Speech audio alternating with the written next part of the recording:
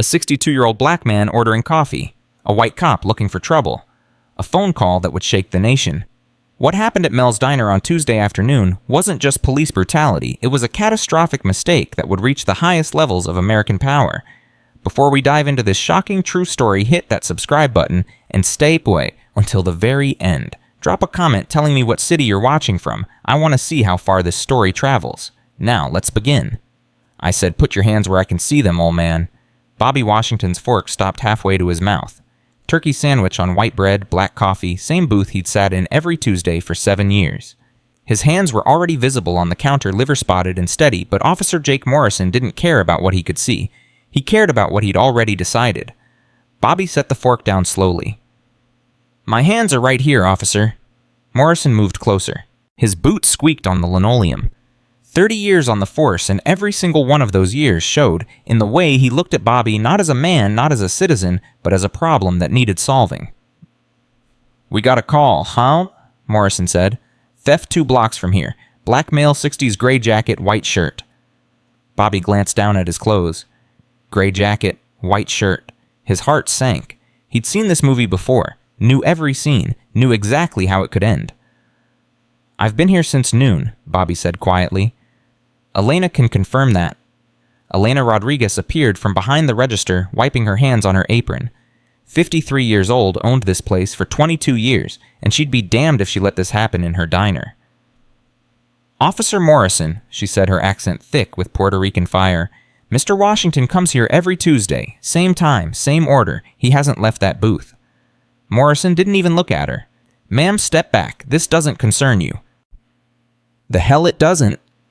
Morrison's partner lingered by the door. Pierce. 23 years old, fresh from the academy, still believed in the oath he'd taken. His hand hovered near his belt, but his eyes said he wanted to be anywhere else. Bobby's phone buzzed in his jacket. Once, twice. Morrison's eyes snapped to the sound. What's that, my phone? Who's calling you? My son. Morrison's hand shot out, grabbed Bobby's jacket, pulled. Give it here. Bobby reached slowly into his pocket. Every movement deliberate, calculated. This is how you survive, he thought. This is how you make it home. You move slow. You speak soft. You pray he's having a good day. He handed over the phone. Morrison stared at the screen. Marcus Washington. He scrolled through the missed calls. 3, 4, 5. Marcus calls a lot. What's Marcus want? To check on his father, Bobby said. His voice stayed level, but inside his chest, his heart hammered against his ribs like it was trying to escape, like it knew something he didn't want to admit. This isn't going to end well. Morrison pocketed the phone. I'm confiscating this. That's my property, officer. It's evidence. Evidence of what? Elena demanded. She'd moved closer, phone in her hand, recording. Not live yet, just recording, just in case. Ma'am, final warning. Back up.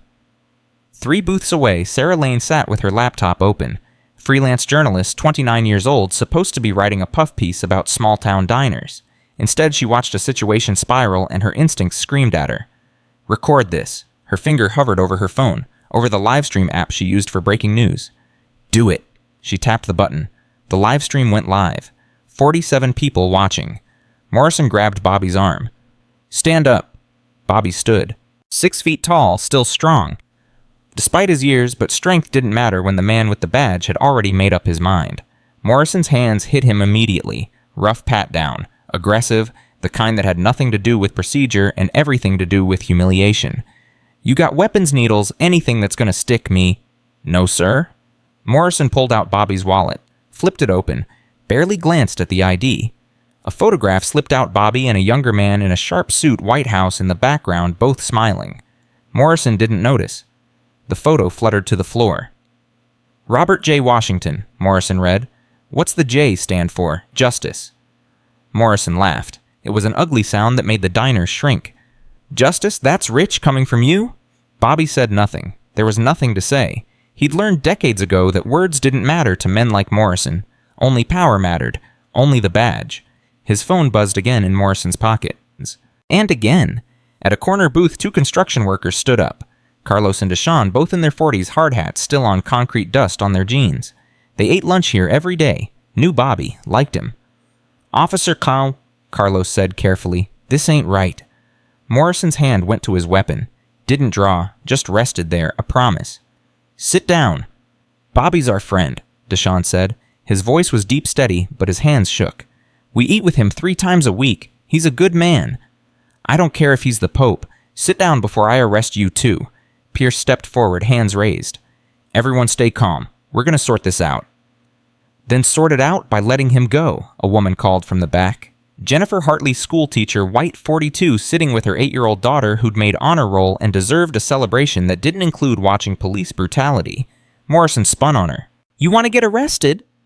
The little girl started crying. Jennifer pulled her daughter close. "Look what you're doing. You're scaring children." "What I'm doing?" Morrison's face flushed red. "I'm doing my job. All of you need to mind your business before someone gets hurt."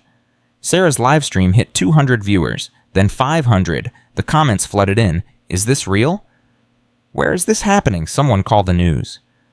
Bobby's arm ached where Morrison gripped it. He could feel bruises forming, could feel the situation slipping away from any hope of peaceful resolution.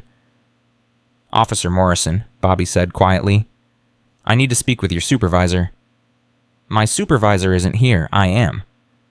"Then I'm asking you respectfully to verify your dispatch call. Confirm the theft report. Let me show you I've been here all afternoon." Morrison's grip tightened. "You think I'm stupid? I think you're mistaken." "You calling me a liar?" "I'm saying there's been a misunderstanding." "The only misunderstanding here is you thinking you can tell me how to do my job." Pierce grabbed his radio. "Dispatch, this is Unit 47, requesting confirmation on that 1071. What's the status on the theft investigation? Over." Static crackled. "Then, Unit 47 be advised, we just received an update from the reporting party. The alleged theft has been resolved. Item was not stolen, just misplaced. You're clear to release and return to patrol." The diner went silent. Sarah's livestream hit 3,000 viewers. Pierce lowered his radio. His face had gone pale. "Jake, did you hear that?" Morrison had heard. Everyone had heard. But his hand stayed clamped on Bobby's arm. "Dispatch makes mistakes," Morrison said. "Jake, I said dispatch makes mistakes. I'm not releasing him until I complete a full investigation." Elena stepped directly in front of Morrison, close enough that he had to look at her, close enough that her phone camera caught every detail of his face. "There is no investigation," she said. "There was no crime. You heard dispatch. Let him go." "Ma'am, you have 3 seconds to back up, or you're getting arrested for obstruction." "Obstruct this." Elena hit the livestream button on her own phone. Her followers, 2,000 people who loved her restaurant and her recipes and her stories, suddenly saw what was happening in real time. Morrison's radio crackled again. "Unit 47, confirm you received that last transmission." Pierce grabbed his radio. "Dispatch, we copy. Morrison snatched the radio from him. "Dispatch, Unit 47 is still on scene conducting a thorough investigation. Will advise when clear." "Negative, Unit 47. You're ordered to release the individual and return to patrol. Commissioner's direct order." Morrison's jaw clenched. "Copy that." But he didn't let go. Bobby's phone buzzed again, insistent now, desperate. And 300 miles away in the west wing of the White House, Marcus Washington stood in a secure conference room and watched his father being brutalized on a live stream that now had 15,000 viewers. His world stopped. The phone in his hand slipped, clattered on the marble floor. 6 people in the conference room: General Patricia Morgan, Deputy National Security Advisor Senator Richardson. 3 Joint Chiefs turned to stare. Marcus couldn't speak, couldn't breathe, couldn't do anything except watch the screen as Morrison twisted his father's arm behind his back. "Marcus." General Morgan stood. "What's wrong?" Marcus picked up his phone. His hands shook so badly he almost dropped it again. He turned the screen toward them. "That's my father?" The room erupted in controlled chaos. General Morgan was already grabbing her phone. Senator Richardson was shouting for his aid. The Joint Chiefs were on their feet. But Marcus was already moving. Already running toward the door. Already pulling up numbers that could move heaven and earth.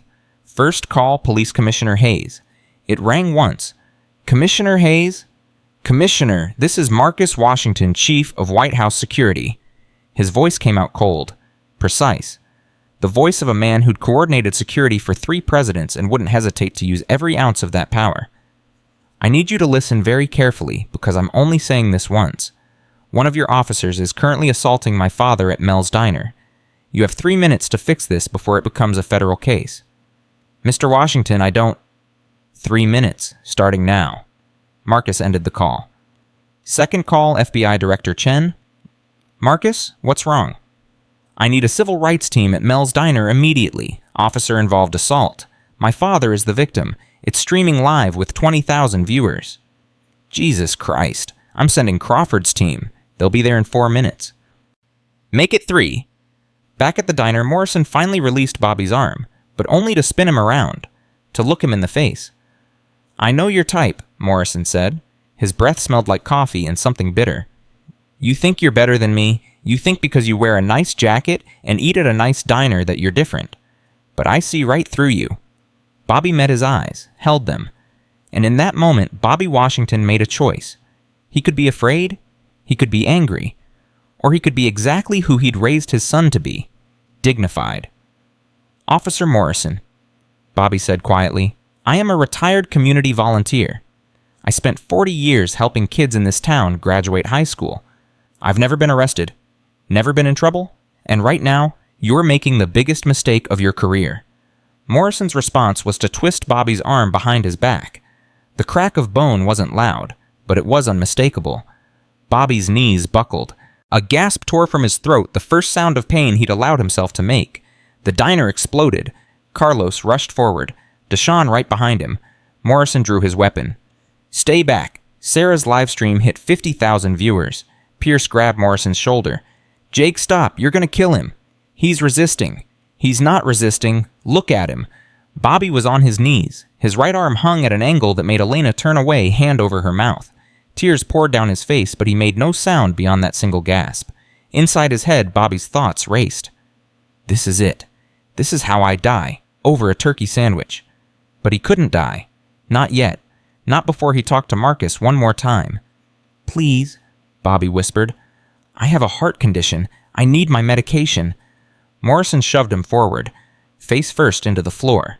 The sound of Bobby's skull hitting tile made Jennifer's daughter scream. Pierce lunged for Morrison.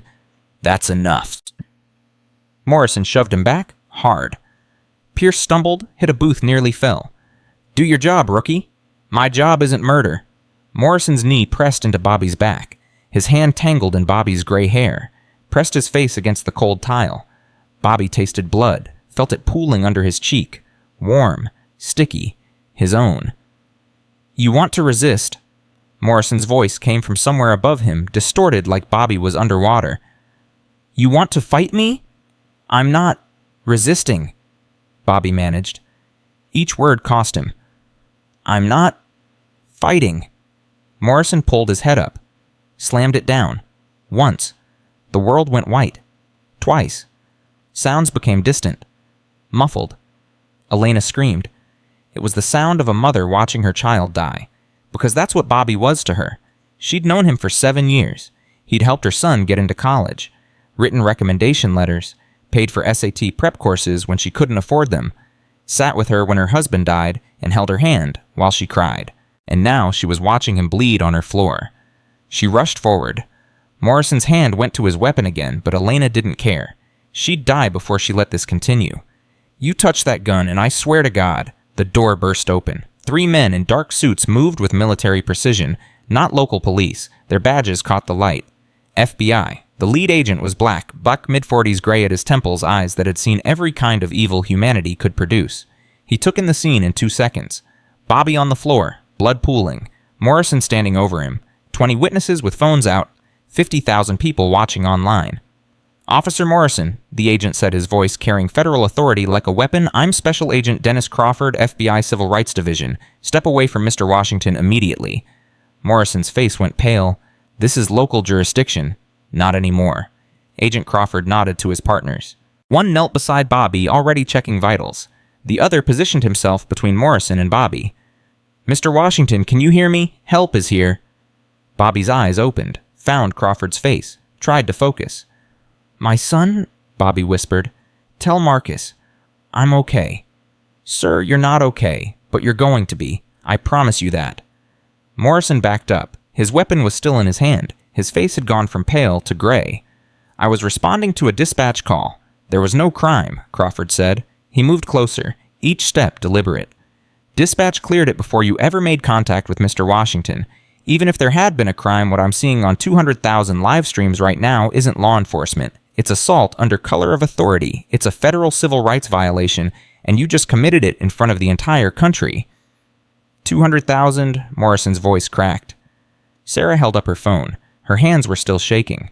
237,000 now. CNN just picked up the feed. So did MSNBC. Fox News is calling my cell. Agent Crawford looked at Pierce. Did you attempt to intervene? Pierce nodded. His face was ashen. Tears streaked his cheeks. Multiple times, sir. I tried to stop him. He wouldn't listen. That's good. You probably saved your career. You're going to need to give a full statement. Crawford turned back to Morrison. Officer Jake Morrison, you're being placed on immediate administrative leave pending a full federal investigation. I need your badge and weapon. Now. Morrison's hand tightened on his gun. For one terrible moment, everyone thought he might actually use it. Then Pierce stepped forward, placed his hand gently on Morrison's arm. Jake, don't make it worse. Please, just don't. Morrison looked around the diner, at the witnesses, at the cameras, at Bobby bleeding on the floor, at his entire career circling the drain. He handed over his weapon, then his badge. Crawford passed them to his partner. Bag these as evidence. The paramedics arrived. 2 EMTs with a stretcher moving fast professional. They had Bobby stabilized in 90 seconds. Neck brace, IV line, oxygen mask. Elena grabbed Bobby's left hand, the one that wasn't broken, and held on like she could anchor him to this world through sheer force of will. Ma'am, are you family? One of the EMTs asked. Yes? Elena's voice didn't waver. I'm his family. Nobody argued. As they loaded Bobby onto the stretcher, his eyes opened again. Found the nearest camera. Sarah's phone still live streaming, still broadcasting to 300,000 people. Bobby's lips moved behind the oxygen mask. Sarah leaned closer, held her phone up so the microphone could catch his words. Tell Marcus, Bobby whispered each word, costing him everything, that I love him. Tell him it's not his fault. Tell him I'm proud of him. Tell him. His eyes closed. The heart monitor beeped steady, still alive, still fighting. They rolled him toward the ambulance. Elena climbed in beside him. I'm not leaving him. The EMT nodded. Then hold on. The doors closed. The ambulance pulled away, sirens wailing.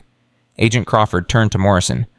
You have the right to remain silent. Anything you say can and will be used against you in a court of law. You have the right to an attorney. I know my rights, Morrison said. Then you know you just threw away 30 years for what pride ego? Crawford shook his head. And you know whose father you just beat? Do you have any idea? Morrison looked down at the phone still clipped to his belt. Bobby's phone. The screen had lit up again with an incoming call.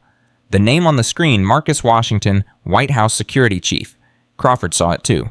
He almost laughed. Yeah, that Marcus Washington, Chief of White House Security.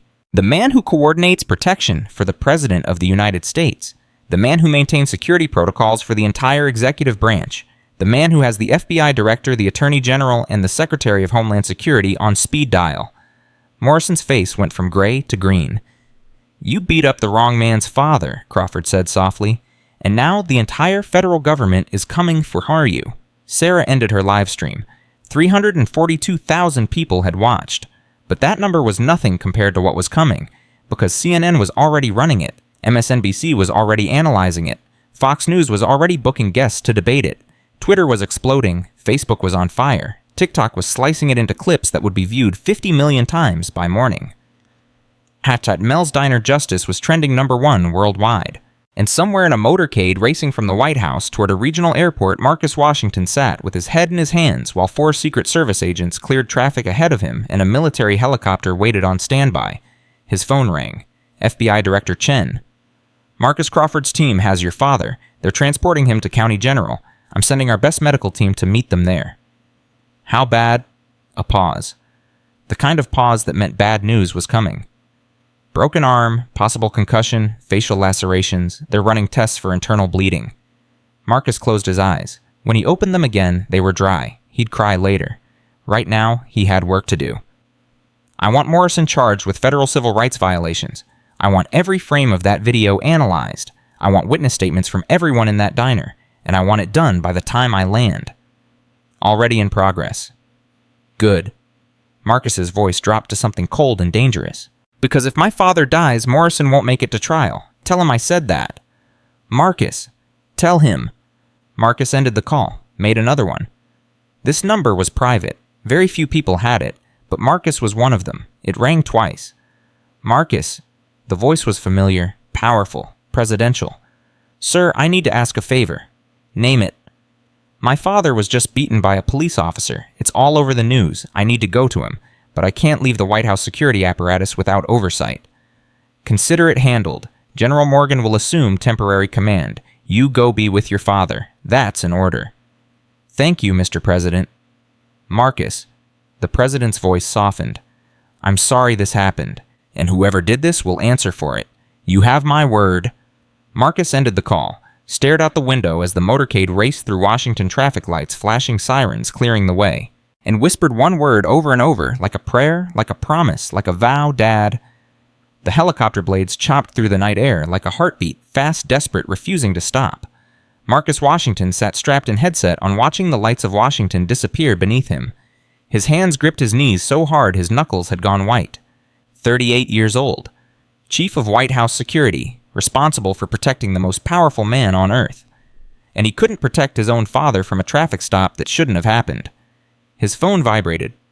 Text from Agent Crawford.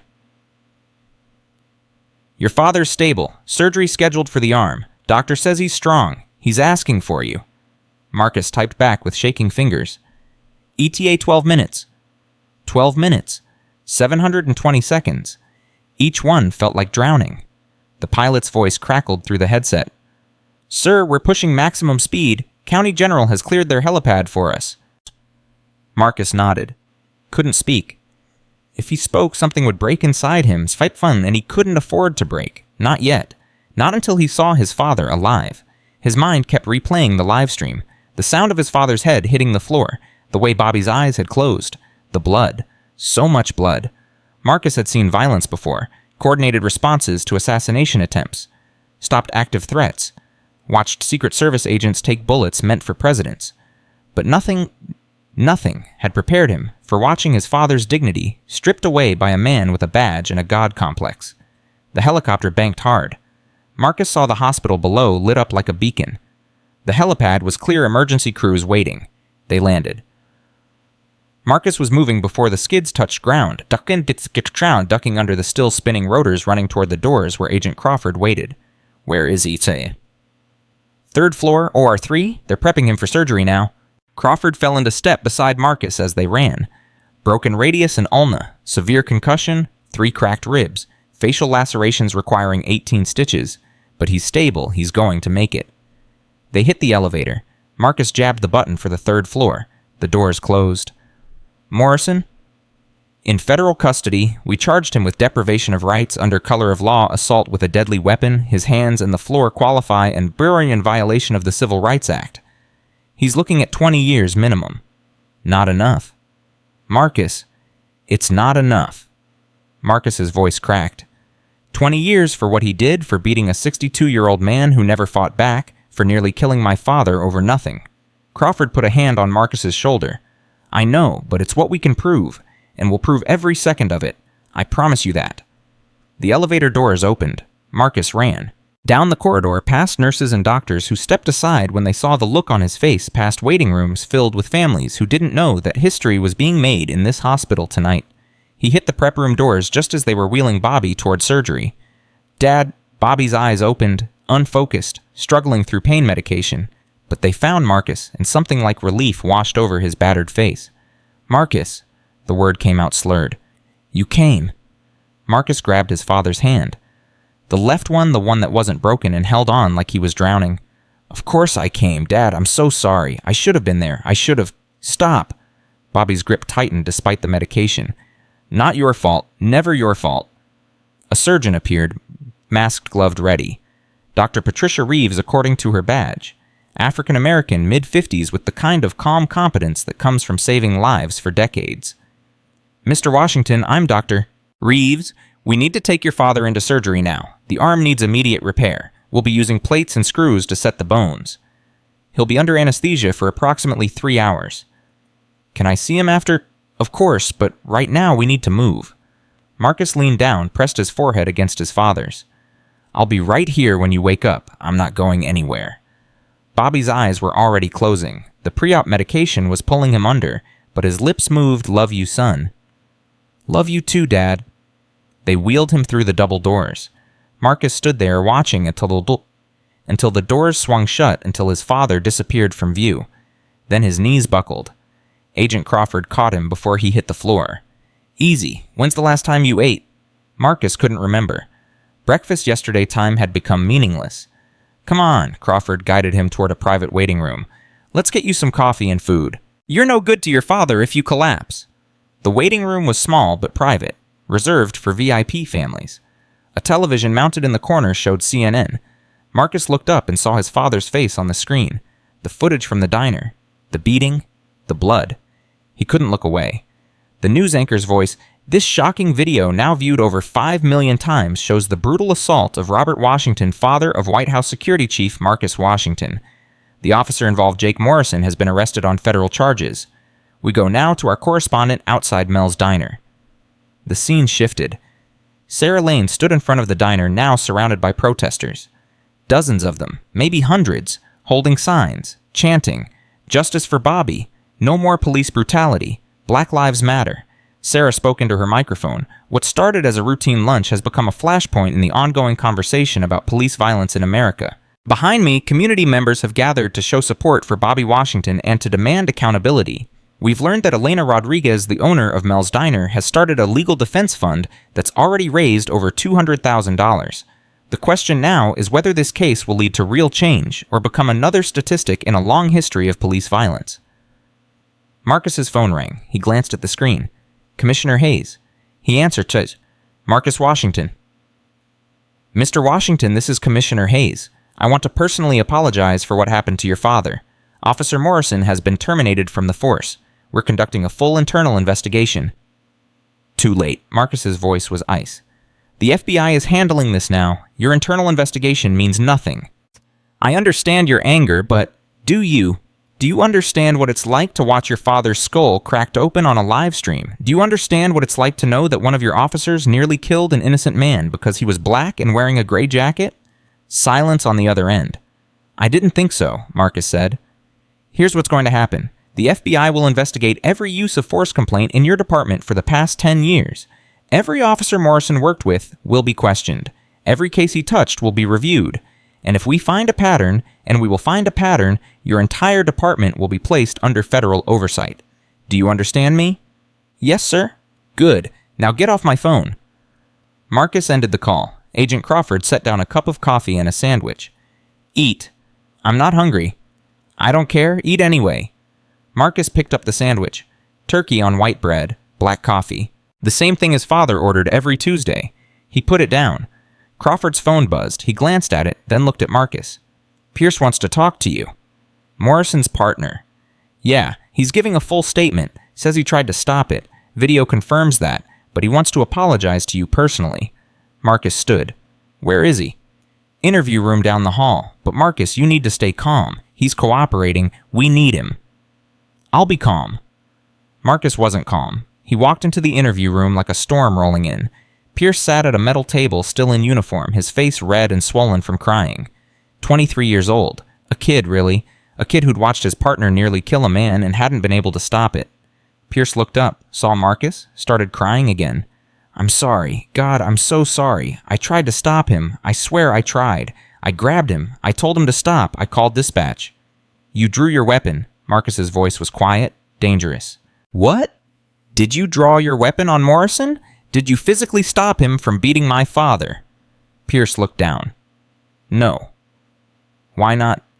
"He's my training officer. I froze. I didn't know what to do." "You knew exactly what to do." Marcus leaned across the table. "You took an oath to protect and serve, not to protect cops who commit crimes and serve your own career. My father was dying on that floor, and you stood there." I know, and I'll never forgive myself. I'm testifying against him. I'm telling the truth about everything. His history of excessive force complaints, the racial slurs he uses in the patrol car, the way he targets black neighborhoods. That doesn't bring back the 3 hours my father just lost, doesn't heal his broken arm, doesn't erase the trauma. Pierce nodded. Fresh tears streaked his face. "What can I do, please? Tell me how to make this right." Marcus stared at him for a long moment, saw himself 10 years ago, young, idealistic, believing the system could work if good people just tried hard enough. "You quit," Marcus said finally. "What?"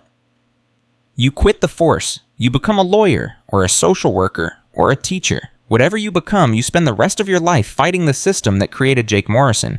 You make sure this never happens again. That's how you make it right." Pierce wiped his eyes.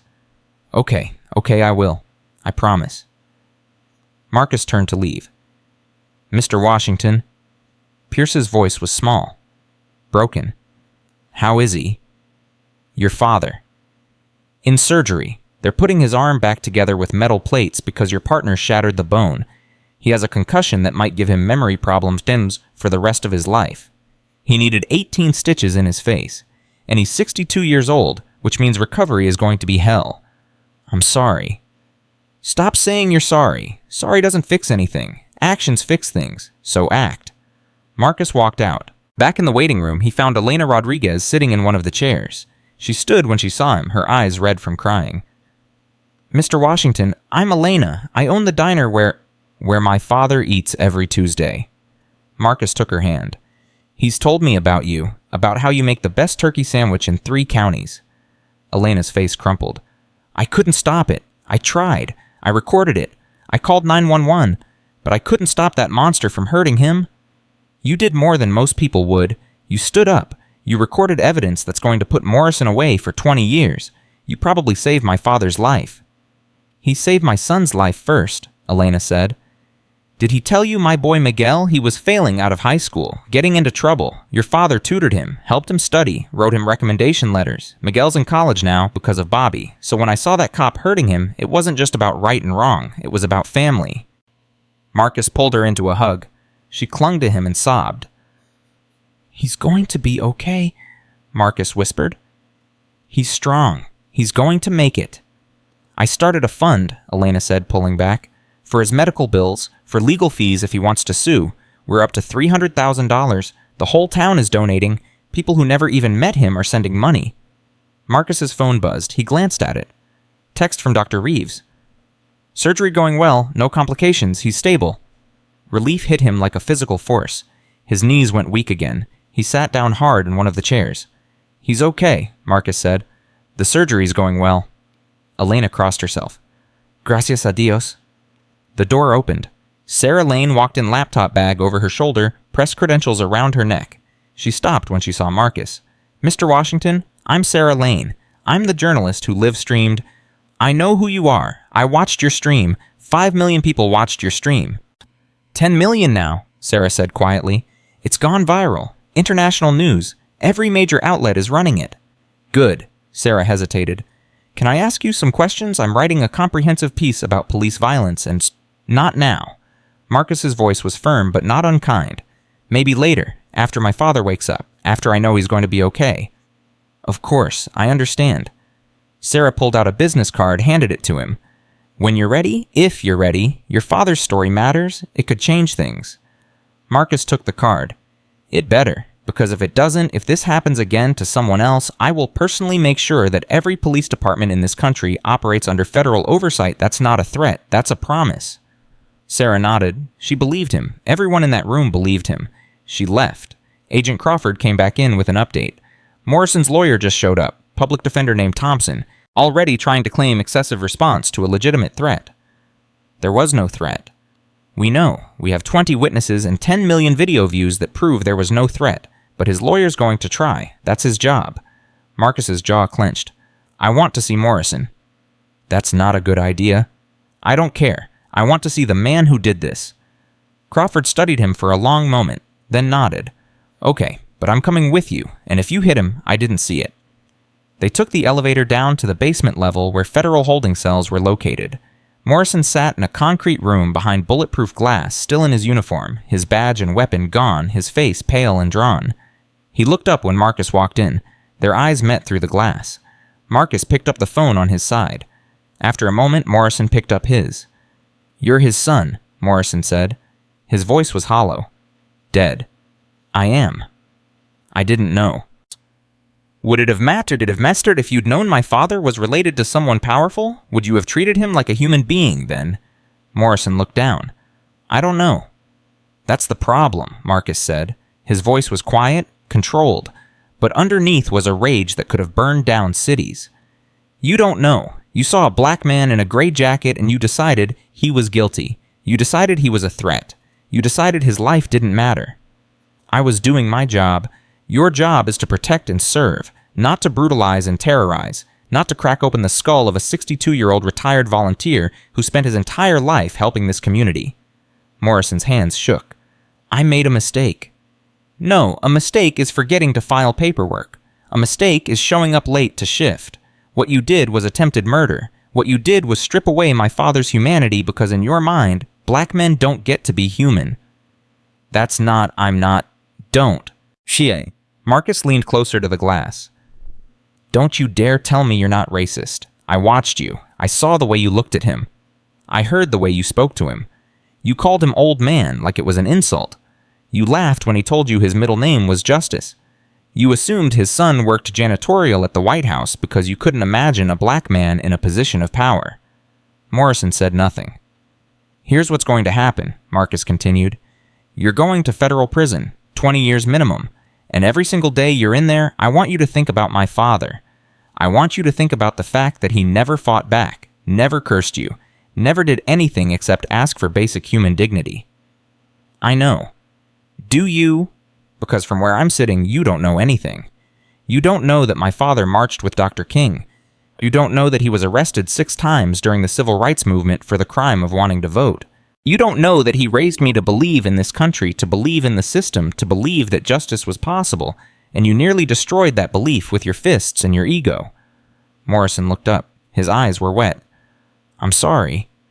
Tell him that. When he wakes up, when he's recovered.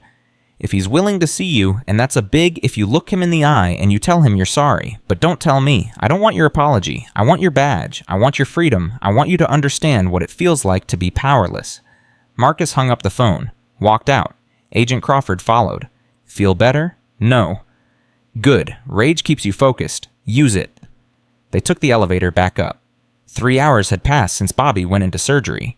Marcus paced the waiting room like a caged animal. Elena had fallen asleep in one of the chairs. Agent Crawford made phone calls coordinating with his team building the case that would put Morrison away. Marcus's phone rang. Unknown number, he answered anyway. Marcus Washington. Mr. Washington, this is Thomas Beck, CNN. I was wondering if you'd be willing to make a statement about... Marcus hung up. It rang again. Different number. Mr. Washington, this is Rebecca Torres from the Washington Post. He hung up again, and again, and again. Finally, he turned off his phone. The double doors to the surgical wing opened. Dr. Reeves walked out, still in her scrubs, pulling off her mask. Marcus was on his feet instantly. How is he? Surgery was successful. We repaired both bones with titanium plates. He'll need physical therapy, but he should regain full use of his arm. The head injury is more concerning. We've got him on medication to reduce brain swelling. The next 48 hours are critical. Can I see him? He's in recovery now, still unconscious from the anesthesia. Give him another hour, then you can sit with him. Thank you, Dr. Reeves. She put a hand on his shoulder. Your father's a fighter. I can tell. He's going to make it. Marcus nodded. Couldn't speak past the lump in his throat. Elena woke up. Bobby. He's okay, Marcus managed. He made it through surgery. Elena crossed herself again, started crying again, but these were different tears. Relief. Hope. 60 minutes felt like 60 years. Marcus paced, drank coffee, watched CNN show his father's beating on repeat, watched analysts debate police reform, watched politicians make statements, watched the world react to something that should never have happened. Finally, a nurse came to get him. He's awake, asking for you.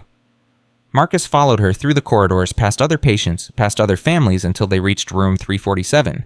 His father lay in the hospital bed, left arm in a cast face, swollen and stitched, but his eyes were open. Marcus. Marcus crossed the room in 3 steps, grabbed his father's hand. Dad, God, Dad, I thought I'd lost you. Can't get rid of me that easy. Bobby's voice was weak but clear. Besides, I had to stick around. Someone needs to tell you you worry too much. Marcus laughed. It came out as a sob. You were beaten nearly to death, and you're making jokes. What else am I going to do, Cry? Bobby squeezed his hand. I'm alive, son. I'm here. That's what matters. It matters that it happened at all. It matters that Morrison felt entitled to. I know. Bobby's face grew serious. But Marcus, listen to me. This isn't about revenge. It's about change. You understand. I understand that he needs to pay for what he did. He will. The system will handle that. But you have an opportunity here to use this, to make sure it never happens again. Marcus shook his head. How can you be so calm? How can you... Because I'm 62 years old and I've seen this movie before, Bobby interrupted. This isn't my first time being treated like a criminal for breathing while black. It's just the first time someone with power cared enough to do something about it. That's not right. That's not how it should be. No, but it's how it is. So the question is, what are you going to do about it? Marcus looked at his father, at the man who'd raised him to believe in justice despite living through injustice, at the man who'd taught him that dignity couldn't be taken, only surrendered, at the man who even now, even after everything, refused to let hatred win. I'm going to change everything, Marcus said quietly. Every police department in this country is going to implement new training. Body cameras mandatory, de-escalation protocols, community oversight boards, federal monitoring of excessive force complaints, and it's going to be called the Washington Protocols, named after you. Bobby smiled. It hurt his stitched face, but he smiled anyway. That's my son. The door opened. Elena rushed in. Bobby? Oh, thank God. She hugged him carefully, mindful of his injuries, and cried into his good shoulder. Bobby patted her back with his left hand. I'm okay, Elena. I'm okay. You're not okay. You're in a hospital bed, but you're alive, and that's what matters. More visitors came. Carlos and Deshawn still in their work clothes, bringing flowers they'd clearly bought from the hospital gift shop. Jennifer Hartley and her daughter, who'd made a card that said, "Get well soon, Mr. Bobby," in crayon. Sarah Lane, who asked permission before pulling out her notebook. The room filled with love. And somewhere in a federal holding cell, Jake Morrison sat alone in the dark and finally understood what he'd done. The hospital room had become a sanctuary, but the world outside was burning. Marcus stood by the window, watching the sunrise paint the sky orange and red while his father slept. 48 hours since the surgery. 48 hours of Bobby drifting in and out of consciousness, sometimes lucid, sometimes asking why his arm hurt, sometimes forgetting Marcus was even there. The concussion was worse than the doctors initially thought. Marcus's phone vibrated. He'd turned it back on an hour ago and immediately regretted it. 217 missed calls. 463 text messages. Emails that numbered in the thousands. He scrolled through them. CNN wanted an exclusive interview. The New York Times wanted a profile. The mayor wanted to apologize publicly. The governor wanted to visit. The president had called 3 times. Marcus ignored all of them, except one. Text from Agent Crawford. Grand jury convened. Morrison indictment coming today. DA wants to meet with you and your father. Marcus typed back, Dad's not strong enough yet. Crawford, DA says it can wait. Also, you need to see this. A link followed. Marcus clicked it. Video footage from Morrison's body camera. Footage that hadn't been released publicly yet. Footage from 6 months ago showing Morrison pulling over another black man using the same aggressive tactics, the same racial undertones, the same escalation of force. The man had filed a complaint. Nothing happened. The complaint disappeared into a file somewhere and Morrison kept working. Marcus's hands shook. He forwarded the video to his private folder where he'd been collecting evidence, not just against Morrison, against the entire system that protected him. Behind him, Bobby stirred. Marcus. Marcus turned. His father's eyes were clearer this morning, more present. I'm here, Dad. How are you feeling? Like I got hit by a truck driven by a cop with an ego problem. Bobby tried to smile. It came out crooked because of the stitches. What time is it? 6:30, Thursday morning. Thursday. Bobby's face went confused. What happened to Wednesday? You slept through most of it. The concussion's affecting your memory. Doctor says it's normal. Bobby closed his eyes. I remember the diner. I remember Morrison. I remember thinking, this is how I die, over a turkey sandwich. Don't talk like that. Why not? It's true. Bobby opened his eyes again. Marcus, I need you to listen to me. Really listen. Marcus sat down in the chair beside the bed. I'm listening. I don't want you to destroy him. Dad. Let me finish. I don't want you to destroy Jake Morrison. I want you to educate him. Marcus stood up so fast the chair scraped against the floor. Educate him. He nearly killed you. And he'll go to prison for that. Justice will be served. But after that, what happens after that? After that, he rots in a cell and learns what it feels like to be powerless. Bobby shook his head slowly. That's not justice, that's revenge. There's a difference. I don't see one. That's because you're angry, and you have every right to be angry. But anger doesn't change systems. Education changes systems. Understanding changes systems. Marcus paced the small room. You want me to forgive him? I want you to be better than him. I want you to show him why he was wrong, instead of just punishing him for being wrong. I want him to wake up every day for the rest of his life and choose to be different. That's how you prevent the next Bobby Washington. There shouldn't be a next Bobby Washington. There shouldn't have been a first one. But there was, and there will be again unless we change how cops think, how they see us, how they value black lives.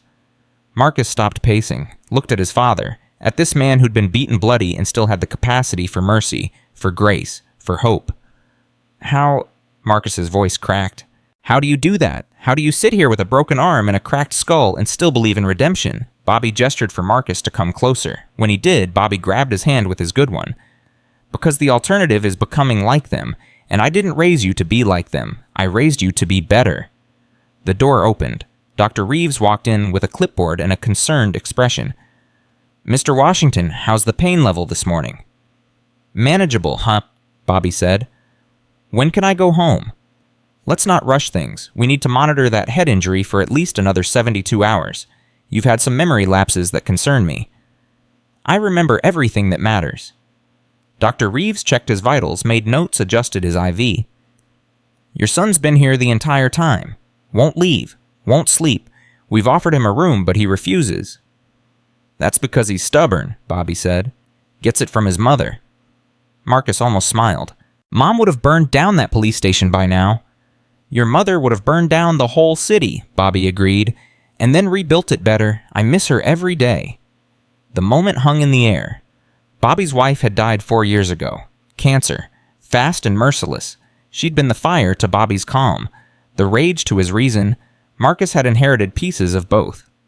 Dr. Reeves finished her exam. I'll be back in a few hours. Try to rest, Mr. Washington, and Marcus, seriously, go get some sleep. She left. Bobby closed his eyes again. She's right. You look terrible. I'm not leaving you. I'm not asking you to leave. I'm asking you to take care of yourself so you can take care of what needs to be done. What needs to be done is bigger than one cop, Bobby interrupted. Bigger than one beating. This is your moment, Marcus. Don't waste it on revenge. Use it for reform. Marcus's phone buzzed again. Text from the White House Chief of Staff. POTUS wants to address the nation tonight about police reform. Wants you there. Wants your father there if he's able. This is unprecedented. Don't waste it. Marcus showed Bobby the text. Bobby read it slowly, his concussed brain processing the words. The president wants me at the White House. He wants to make a statement about police violence, about change, about you. I can't go. Look at me. That's exactly why you should go. Let the country see what their police did to you. Let them see you standing despite it. Bobby was quiet for a long moment. What would we say, Pete? The truth. That's all we ever have to say. 3 hours later, Agent Crawford arrived with news. Morrison's been indicted on 14 federal charges: civil rights violations, assault with intent to cause bodily harm, deprivation of rights under color of law, false imprisonment. The DA's going for maximum sentencing, 25 years. Charmaine, Bobby was awake again, more alert now. What's his lawyer saying? Claiming Morrison acted in accordance with his training, claiming the situation was ambiguous and he made a judgment call in the moment. That's a lie, Marcus said. Of course it's a lie, but it's a lie they're going to try to sell to a jury, which is why we need your testimony, Mr. Washington, both of you. Bobby shifted in his bed, wincing. When's the trial? 6 months. Federal cases move slowly, but the media's not moving slowly. You're on every channel, every newspaper, every social media platform. The hashtag Mel's Diner Justice has been used 40 million times. This is the biggest civil rights case since Rodney King. No pressure? Bobby muttered. Actually, there is pressure, Crawford said. Because if we lose this case, every cop in America learns they can do what Morrison did and get away with it. If we win, we set a precedent that could change everything. Marcus's jaw clenched. We're not losing. Then we need your father healthy enough to testify, and we need him willing to testify. Some victims don't want to relive the trauma. Bobby looked at Marcus, then at Crawford. I'll testify, not for revenge, for the next person, for the next Bobby Washington who shouldn't have to go through this. Crawford nodded. That's what I needed to hear. Now about tonight. The president's address? He wants you both there. The White House has arranged secure transportation, medical team standing by.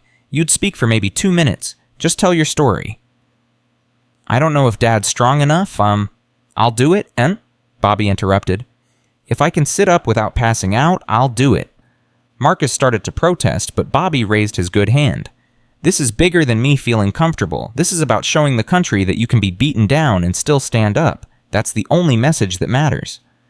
Dr. Reeves was less enthusiastic when they told her, Absolutely not. Absolutely. He's had a severe concussion. Moving him could cause complications.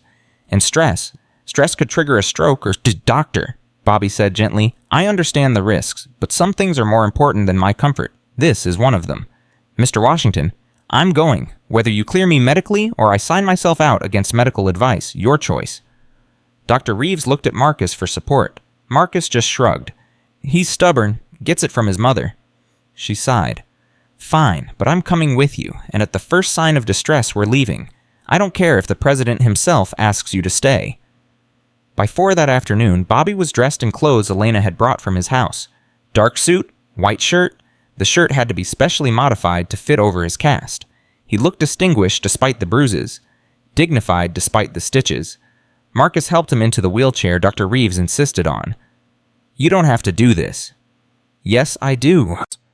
The motorcade was waiting outside. 3 black SUVs with Secret Service agents Marcus had worked with for years. They greeted him with respect and concern. Marcus, we heard. We're so sorry. How's your father? What can we do? Marcus appreciated it. These men and women would take a bullet for the president, and today they were treating his father like he deserved the same protection. The drive to Washington took 2 hours. Bobby dozed off and on his pain medication making him drowsy. Marcus sat beside him watching the countryside blur past, thinking about what he was going to say tonight. The truth, just the truth. But what was the truth? That America had failed his father, that the system was broken, that 30 years of complaints against Morrison had been ignored until the victim had powerful connections. All of it was true, and none of it was comforting. They arrived at the White House just after 6. The press was already assembled, cameras everywhere. Reporters shouting questions that security didn't let them answer. Inside, the chief of staff met them. Patricia Crane, 56, razor sharp, had been coordinating presidential communications for 15 years. Marcus, Mr. Washington, thank you for coming. This means everything. Bobby nodded. He was pale, exhausted, but determined. The president will make the main address, Patricia explained as they moved through the corridors Marcus knew by heart. He'll announce a federal task force on police reform. He'll discuss the Washington protocols. Yes, Marcus, he's naming them after your father. And then he'll introduce you both. Marcus, you'll speak first. Keep it to 90 seconds. Then your father will speak. 60 seconds. Can you do that? Mr. Washington, I can do anything for 60 seconds, Bobby said. It's the hours after I'm worried about. Dr. Reeves checked his vitals again. Blood pressure's elevated, heart rate's high. Are you feeling dizzy? I'm feeling nervous. There's a difference. They were led to a private room where the president was reviewing his speech. He stood when they entered. Marcus, Mr. Washington. The president crossed the room, shook Bobby's left hand gently. I'm honored to meet you, and I'm sorry it's under these circumstances. Thank you, Mr. President. What happened to you was unconscionable. What's going to happen because of it is going to change this country. I promise you that. Bobby met the president's eyes. With respect, sir, I've heard promises before. What I need is action. The president smiled. You sound like my wife. I like you already, and you'll get action. The Washington protocols are just the beginning. Federal oversight for departments with excessive force complaints. Mandatory body cameras. De-escalation training. Community oversight boards. All of it. And when the next president takes office, Bobby asked, when the next administration decides police reform isn't a priority, then it'll be law, the president said. Not executive order. I'm working with Congress, both parties. We've got momentum, we've got public support, and we've got your story. That's powerful. A aide appeared. Mr. President, 5 minutes. The president nodded. Marcus, Mr. Washington, you ready? Marcus looked at his father. Bobby straightened in his wheelchair, wincing but resolute. "We're ready," Marcus said. They were positioned off stage where they could hear but not be seen. The president walked out to the podium. The room erupted in camera clicks and shuffling. "My fellow Americans, bienvenue," the president began. 48 hours ago, a 62-year-old man named Robert Washington sat down for lunch at a diner in his hometown. He ordered a turkey sandwich and black coffee, the same thing he orders every Tuesday. He was doing nothing wrong. He was harming no one. He was simply existing while black in America. And for that, he was beaten nearly to death by a police officer who saw him not as a citizen, not as a human being, but as a threat. The room was silent except for the sound of pens scratching on paper. This is not an isolated incident. This is not an anomaly. This is a pattern of violence that has plagued our nation for generations, and it ends now. The president outlined the Washington protocols in detail, the reforms, the oversight, the accountability measures. But words from me aren't enough, the president continued. You need to hear from the people who lived this nightmare. Ladies and gentlemen, I'd like to introduce Marcus Washington, Chief of White House Security, and his father, Robert Washington. Marcus wheeled his father onto the stage. The cameras went wild. Flashbulbs exploded. The nation watched. Marcus approached the microphone. His hands were steady, his voice was clear. My father is the strongest man I know. Not because he can bench press 300 pounds or run a marathon, but because when faced with the worst of humanity, he chose to respond with the best of his. Officer Jake Morrison beat my father unconscious, broke his arm, cracked his skull, and when my father woke up in the hospital, the first thing he said to me was, "Don't destroy him, educate him." Marcus paused. Let that sink in. My father believes in redemption, in second chances, in the fundamental goodness of people even when they've shown him none. I'm not sure I'm that generous, but I am sure of this if we want to prevent the next beating, the next death, the next hashtag we have to change how police see communities of color. We have to change training, change culture, change consequences. The Washington protocols are a start, but they're only a start. This work doesn't end when the cameras turn off. It ends when every person in America can order a turkey sandwich without fear. Marcus stepped back, wheeled his father forward.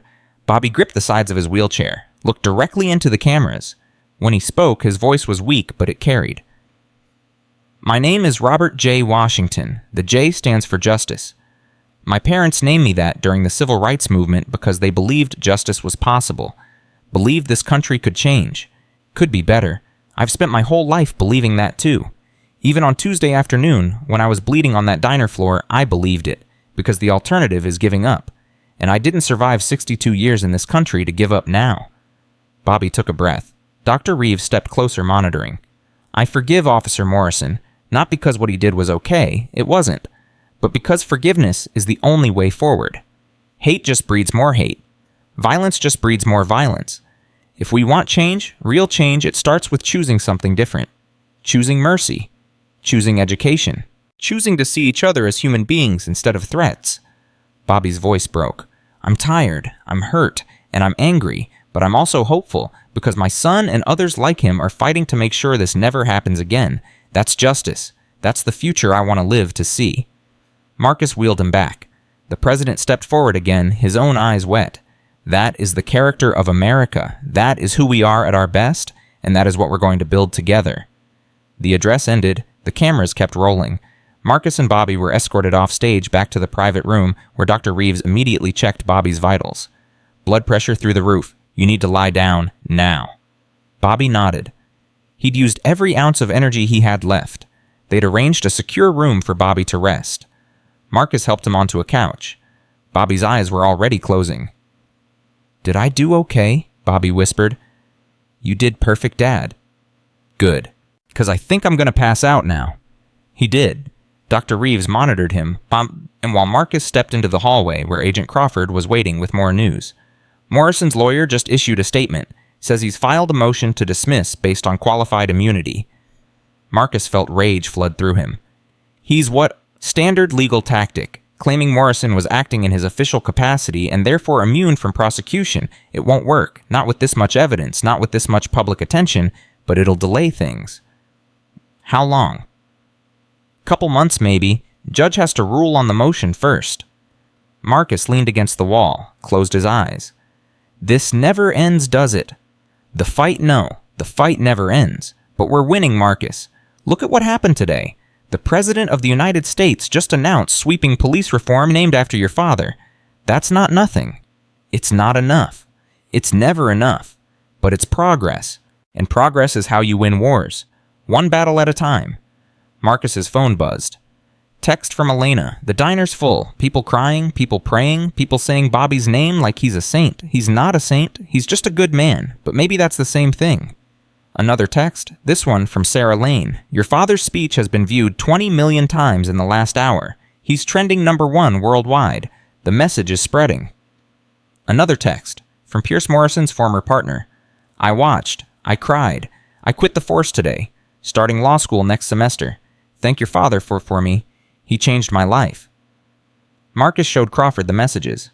Crawford nodded. See progress. Inside the room, Bobby stirred, opened his eyes, looked around, confused. Where am I? Marcus was by his side instantly. The White House, Dad. You just gave a speech. You were incredible. Bobby's face cleared. Oh, right. Did I pass out again? Little bit. Damn it. I wanted to stay conscious for the good part. Dr. Reeves smiled. The good part is you're alive, Mr. Washington. Everything else is bonus. Bobby tried to sit up, failed. Marcus, help me up. I need to see something. Marcus helped him to a sitting position. Bobby looked out the window at the White House lawn where protesters had gathered. Hundreds of them. Maybe thousands. Holding candles, holding signs, holding hope. They're here for you, Marcus said. They're here for all of us, Bobby corrected. For every person who's ever been told they don't matter. For every kid who's afraid of cops instead of protected by them. For every family that's buried someone who shouldn't have died. This isn't about me. It's about us. Outside, the crowd began to chant. Bobby, Bobby, Bobby. Then it shifted. Justice, justice, justice. Bobby put his good hand on the window. That's my name. That's our future, Marcus said. They stayed like that for a long moment. Father and son. Survivor and protector. Watching a movement be born from pain and transform into power. In a federal holding cell, Jake Morrison watched the same broadcast on a small television. Watched Bobby forgive him. Watched the president promise reform. Watched his entire world crumble while the man he'd beaten chose mercy. Morrison's lawyer sat beside him. We're going to fight this. Qualified immunity is solid legal ground. Morrison didn't respond, just kept watching the screen, watching Bobby's face, seeing humanity he'd refused to see on Tuesday afternoon. I need to talk to him, Morrison said suddenly. That's not advisable. Anything you say could be used. I don't care. I need to apologize, face to face, if he'll see me. His lawyer closed his briefcase. That's a terrible idea. I've already had plenty of those. One more won't hurt. Back at the White House, Marcus's phone rang. Unknown number again, but something made him answer.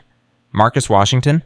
Mr. Washington, this is David Thompson. I'm Jake Morrison's attorney. My client would like to request a meeting with your father to apologize in person.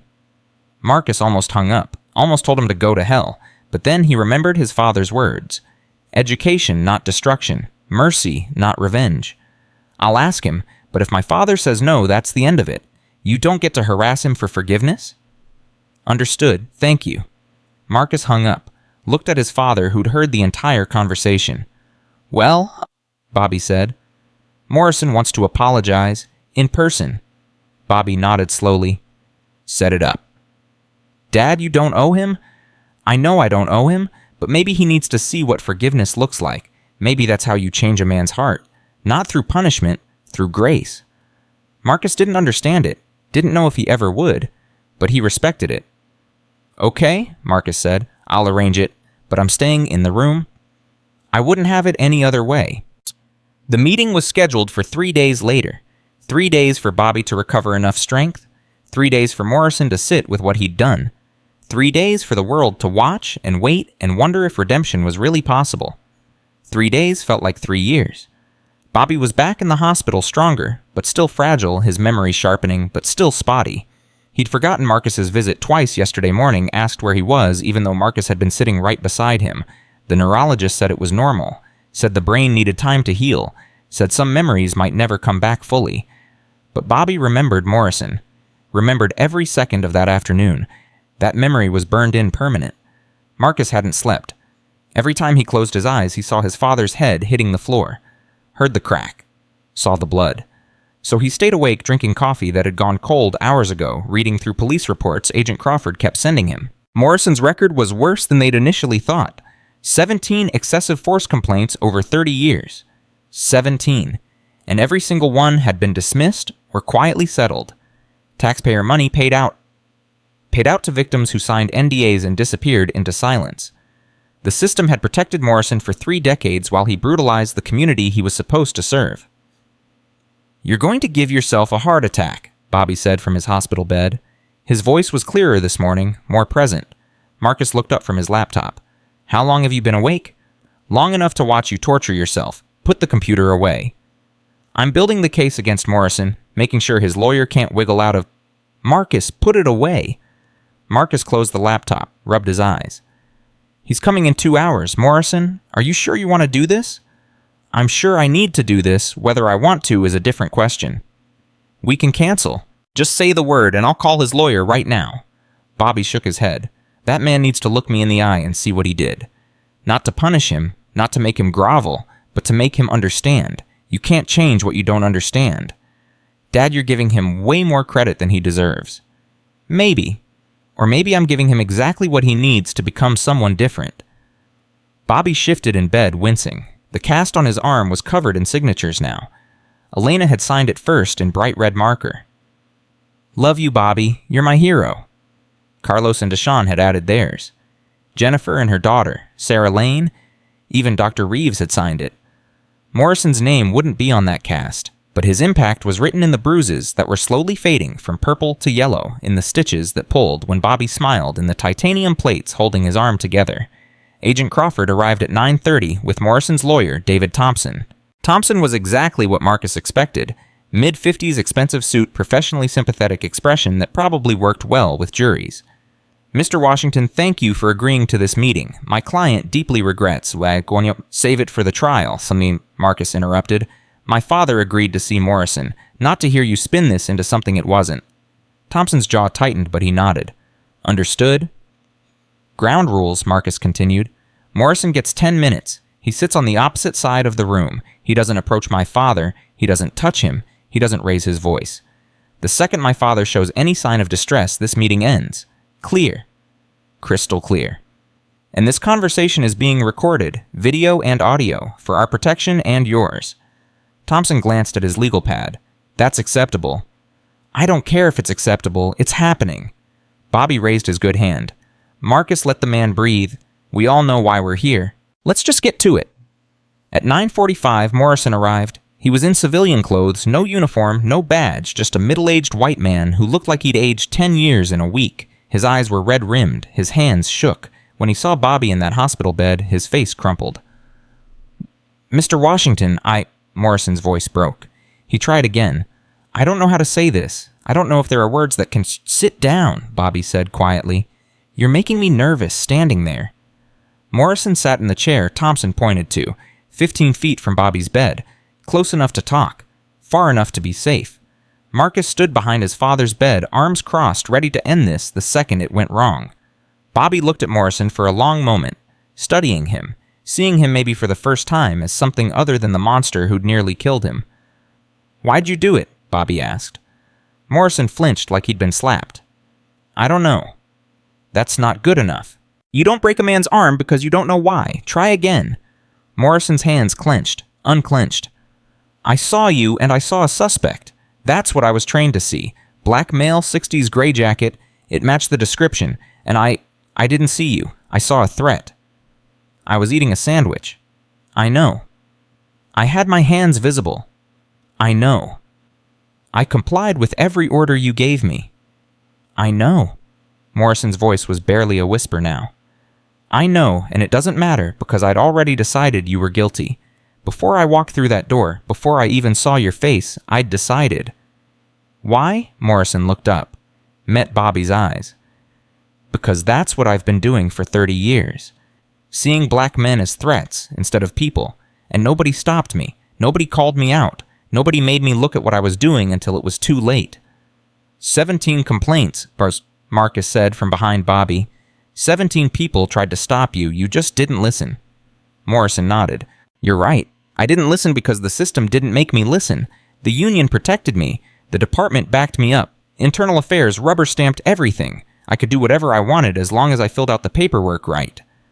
So you're blaming the system, Marcus said. His voice was ice. No, I'm blaming myself.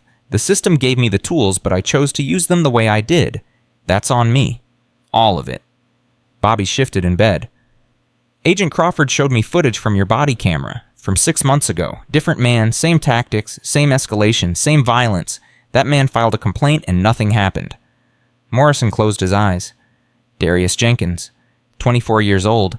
I pulled him over for a broken taillight and ended up slamming his face into his car hood because he asked to see my badge number. He didn't fight back, didn't resist, just asked for my badge number and I lost it.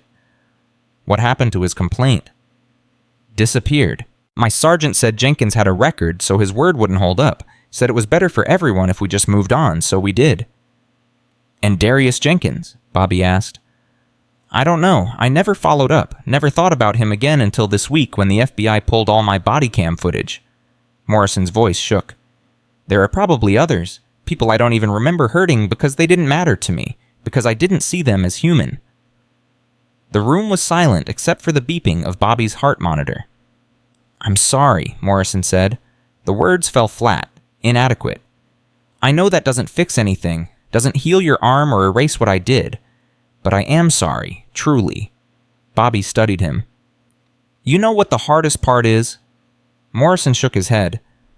The hardest part is knowing that if my son wasn't who he is, if I was just Bobby Washington with no connections and no power, you'd have gotten away with this. Just like you got away with it 17 other times.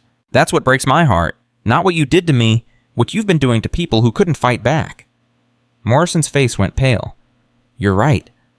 So being sorry isn't enough. Sorry doesn't change anything. Then what do I do? Morrison looked lost, desperate. How do I make this right? You can't make it right, Bobby said. What's done is done. But you can make the future different. How? Bobby leaned forward slightly, ignoring the pain in his ribs. You take your punishment. You go to prison for what you did. And when you get out, you spend the rest of your life teaching other cops why what you did was wrong. You become the example of what not to be. You become the warning story. You make sure every rookie cop in America knows your name and knows that this is what happens when you forget the people you're supposed to serve are human beings. Morrison nodded slowly. Tears streaked his face. I can do that.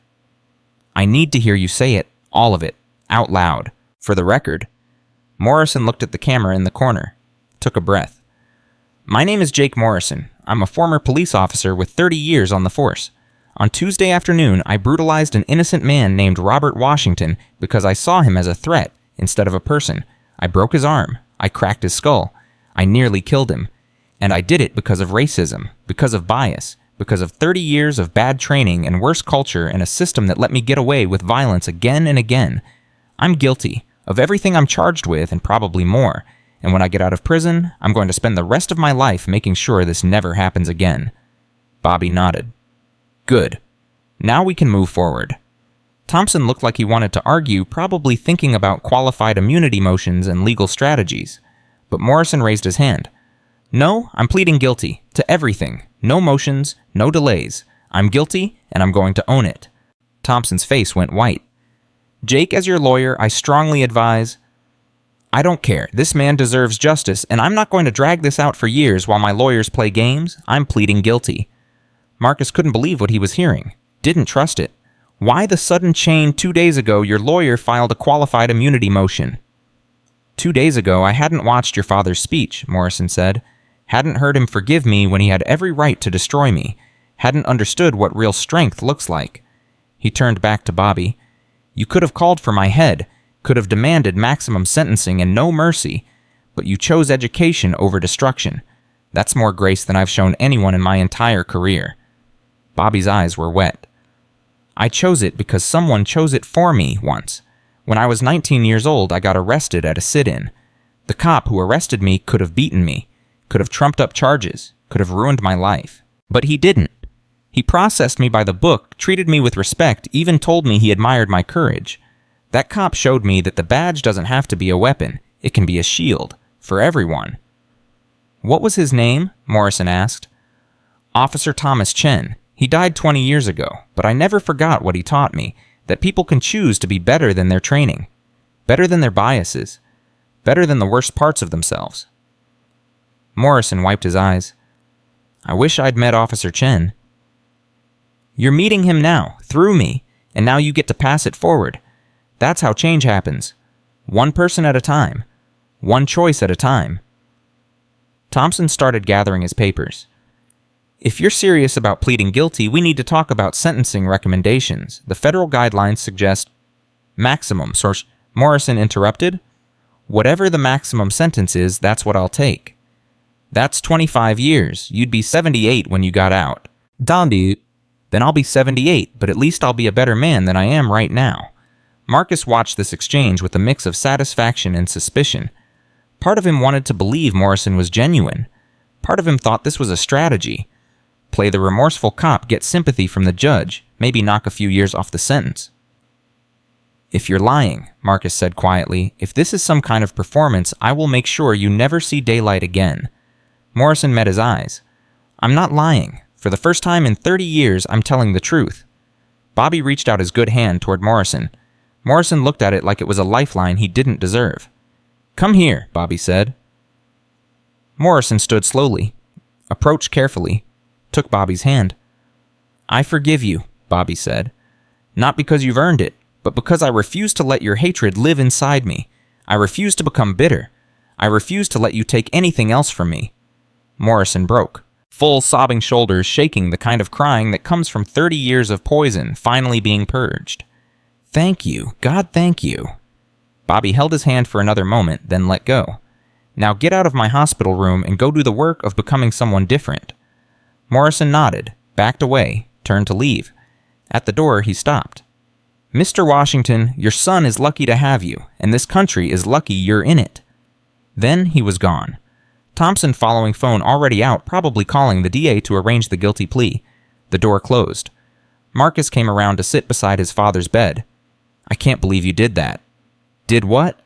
Forgave him, shook his hand, gave him hope when he deserves none of it. Bobby looked at his son. Marcus, listen to me. Forgiveness isn't about what he deserves. It's about what I need. I need to let this go so it doesn't poison me. I need to believe people can change so I don't lose faith in humanity. I need to show you that grace is stronger than rage. What if he doesn't change? What if this was all an act? Then he'll have to live with that. But I can't control what he does. I can only control what I do, and I choose mercy. Marcus leaned back in his chair, exhausted, overwhelmed. You're a better man than I am. No, I'm just an older man who's learned that revenge is a poison you drink yourself. Bobby closed his eyes. Now let me rest. Forgiveness is exhausting work. Marcus watched his father drift off, thought about what just happened, about Morrison's tears and Bobby's grace and the impossibility of redemption. His phone buzzed. Text from Agent Crawford. Morrison just called his lawyer. He's officially pleading guilty to all charges, requesting immediate sentencing. The judge is scheduling it for next month. You did it, Marcus. You won. But Marcus didn't feel like he'd won. He felt like he'd witnessed something bigger than victory. Something like transformation. Another text. From Elena, just saw the news about Morrison's guilty plea. Bobby's speech worked. He's changing hearts. Tell your father the whole town is praying for him. Another, from Sarah Lane. Morrison's guilty plea is breaking news everywhere. Your father's message of forgiveness is going viral. 30 million views and counting. He's not just a victim anymore. He's a voice.